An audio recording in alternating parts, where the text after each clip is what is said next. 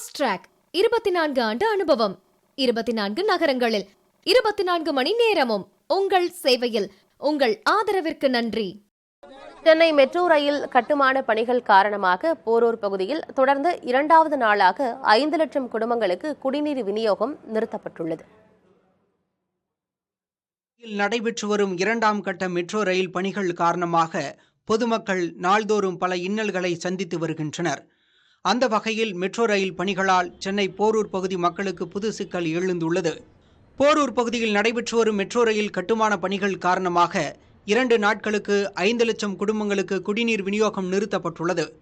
இதற்கு காரணம், போரூர் சந்திப்பு அருகே மெட்ரோ ரயில் கட்டுமானத்திற்கான அடித்தளம் தோண்டுவதற்காக அந்த வழியே செல்லும் சென்னை குடிநீர் வாரியத்திற்கு சொந்தமான குழாயில் உடைப்பு ஏற்படுத்த வேண்டும் என்ற நிர்பந்தமே. அதன்படி செம்பரம்பாக்கம் ஏரியிலிருந்து வரக்கூடிய குழாயில் உடைப்பு ஏற்படுத்தி மெட்ரோ அடித்தள கட்டுமான பணிகள் மேற்கொள்ளப்பட்டு வருகின்றன.